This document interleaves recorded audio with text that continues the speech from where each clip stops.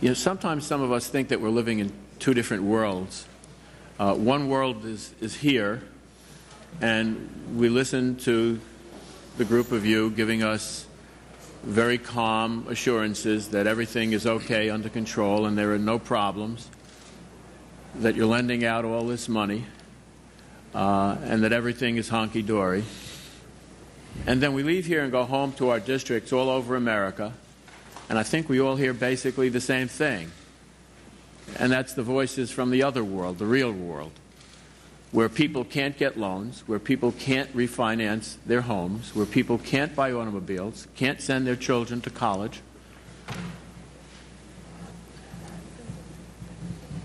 And we listen to you, and we hear words, words, words, and no answer. It seems to me, and to some of us, that this money hasn't reached the street, that you're not loaning it out.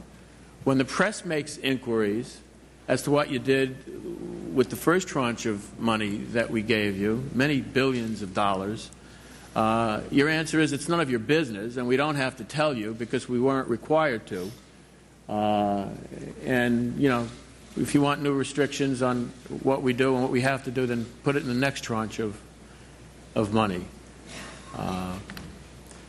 The fact that we heard from so many of you that you've made so many loans in the past year is not reassuring, because that's what you're supposed to do. But what did you do with the new money? And that's not really anything that many of you have addressed today. And it seems to me that of the $302.6 billion that have gone out in TARP, the 8 firms that you represent have received $165 billion, much more than half of all the money that we've lent to almost 300 institutions across America. How do you explain that? Can I take a crack at that, Mr. Congressman? First of all, yes, I think what you heard is I think what I heard is that every person up here believes the government absolutely has the right to ask the question about the TARP money, what we're doing, that we're doing things in the best interest of the company. Why didn't we get answers? Why didn't the press get answers? Why didn't anybody get an answer? I can't explain what the press. I'm telling you that everyone here has said that and is doing everything they can to do it right. There is something that explains part of the difference of what you're saying, and bank lending is kind of flat year over year, up a little bit or down a little bit, and one of the other congressmen mentioned it. There is a huge amount of non-bank lending which has disappeared, which is the same thing to the consumer. Finance companies, car finance companies, mortgage companies, countrywide, funds, money funds, bond funds that did withdraw money from the system and make it much harder in the system. That created some of this crisis we have. Can you give us a list of what you did? How many billion did your company get? We got $25 billion. Could you tell us what you did with $25 billion? Not what you did with all your other money, but with that $25 billion. I believe that we lent out probably exclusively because of that, probably $50 to $75 billion within a couple of weeks of that. Most of that being in government not-for-profit, $1 billion for the state of Illinois, interbank lending, the purchase of mortgage securities. Why can't people get mortgages?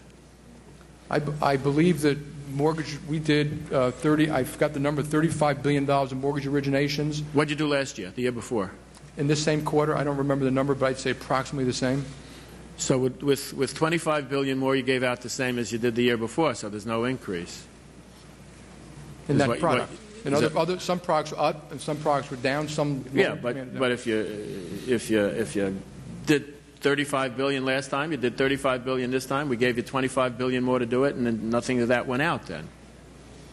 Could you each send us in writing what you did with all of those billions of dollars that you got? Is anybody unwilling to do that at this point? Is anybody going to say it's not your business, we don't have to? We'll expect that from each of the 8 of you in writing then. Okay. The $165 billion that we've put into y'all's companies shows that we have some degree of confidence in what you're going to do with that money and that you're going to be around. Each of you are individually wealthy.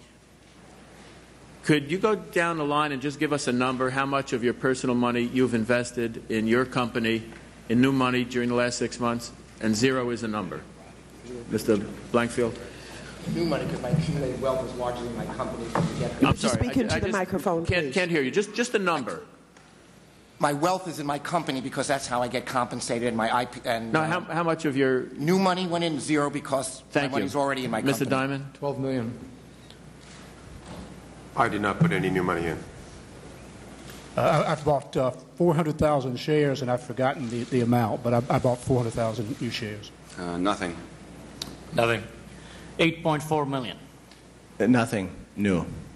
All of it's in. Thank you, Madam Chair.